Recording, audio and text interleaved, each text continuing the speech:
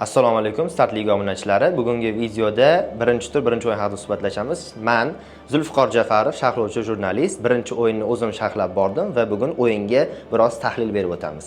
Upgrade va MySchool jamoalari o'rtasidagi o'yin 11-3 hisobida yakunlandi. O'yinni borish haqida fikr bildiradigan bo'lsam, birinchi taymning so'ngida sharhlayotgan paytim qaynab ketdi o'yin. Juda ham yonib ketdi va olovli gollar, olovli zarbalar guvohi bo'ldim shaxsan. Upgrade jamoasi haqida fikr bildiradigan bo'lsam, to'g'ri, jamoa mag'lubiyatga uchradi, ammo jamoani 3 ta goli yetilib chiqdi vaziyatlardan. Ya'ni XG ga qaraydigan bo'lsak, 256 ni tashkil qilyapti. 256 XG da 3 ta gol, bu juda yaxshi natija. Albatta bittasi avtogol. MySchool jamoasida esa 11 ta gol qoyil qolish kerak albatta. Jamoani birinchi o'yinida kutmagandim 11 ta golni.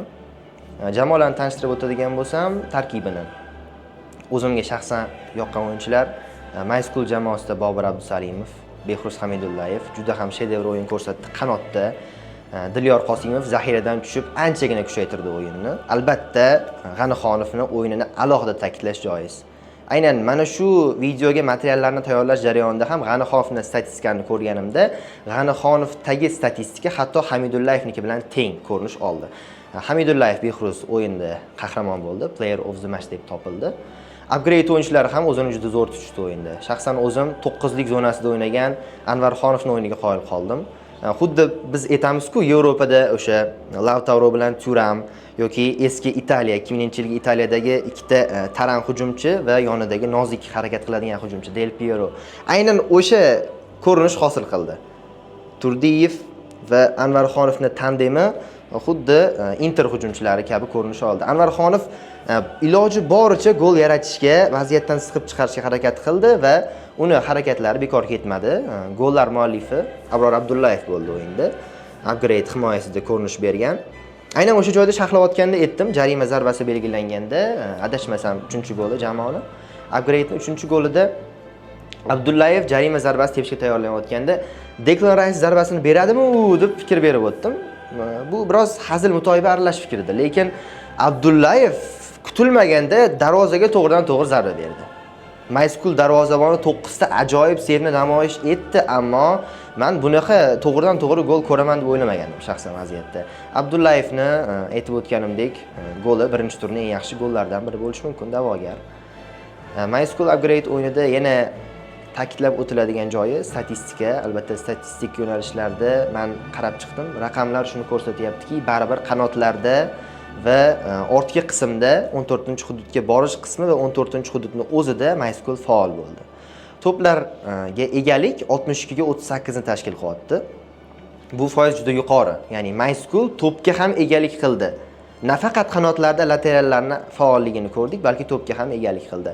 Upgrade esa darvozabonini super sevlari bilan ham yodda qoldi deyishim mumkin. Behruz Habibullayev 19 ta sev. Oxirgi Yevropa Chempionlar Ligasi o'yinlarida ham men 6 ta yo 7 ta sev ko'rdim Donnarummada. Yoki Neuerni, hop, Buffon'ni misol qilaylik. 4 ta yoki 5 ta ajoyib sevlarni namoyish etadi ular bitta o'yinda. Va biz kuzatgan 1 soatlik o'yinda Behruz juda ham ajoyib sevlarni ko'rsatdi. Keyingi o'yinda o'ylaymanki, Upgrade yaxshi tayyorlanadi va jamoada biroz zaxira masalasi bo'ldi, chunki tezkor zaxiralar MySchoolda ko'p bo'ldi. Upgrade'dan keyingi turda meni kutilmam ko'proq zaxiraga qo'l uradi jamoa va keyingi o'yinida ochko jamg'aradi degan umiddaman. Lekin jamoani boya aytganimdek, ikkita tandem hujumchilari zo'r. MySchoolga keladigan bo'lsak, MySchoolda hujum ham, yarim himoya ham va himoya ham o'zaro mutanosib ishladi. Darvozabonning harakatlari esa tahsinga loyiq. Albatta, o'zini ko'rsatib bermadi 100% deymiz darvozabonni, lekin 60-70% qobiliyatini sevlarida ko'rsatdi baribir MySchool darvozaboni. Keyingi o'yin bizda 5-may kuni bo'ladi, 21:00 da Space Academy va Englify jamoalari o'rtasida. Ikki jamoa juda ham qattiq tayyorgarlik ko'ryapti. Meni taxminim jangovar o'yin ko'ramiz albatta, xuddi birinchi o'yin kabi. MySchool va Upgrade o'yinidan farqli ravishda kutilmam. Space Academy va Englify o'yinida XG va to'pga egalik foizlari bir-biriga yaqin bo'lishini kutyapman. Chunki ikkala nima deydi, jamoamizga ham bir xil vaqt aloqaga chiqilgan va tayyorgarlik ko'rish uchun bo'lgan ularda tayyorgarlik, mashg'ulot vaqti bir xil. Ikkala jamoa ham bitta filialdan yig'ilib keladi, ya'ni bir jamoa bo'lib. Chunki MySchoolda ko'rdik, turli xil filiallardan yoki turli xil qismlardan yig'ilgan o'yinchilar. Albatta, futbol muhitini his qilgan o'yinchilar bo'lganligi uchun o'yinda ustunlik qilishdi. E'tiboringizga birinchi o'yin tahlili va ikkinchi o'yinga bo'lgan kutilmani namoyish etdim. Zulfiqor Jafarov siz bilan bo'ldi. Start ligada qoling. Keyingi videolarda ko'rishguncha.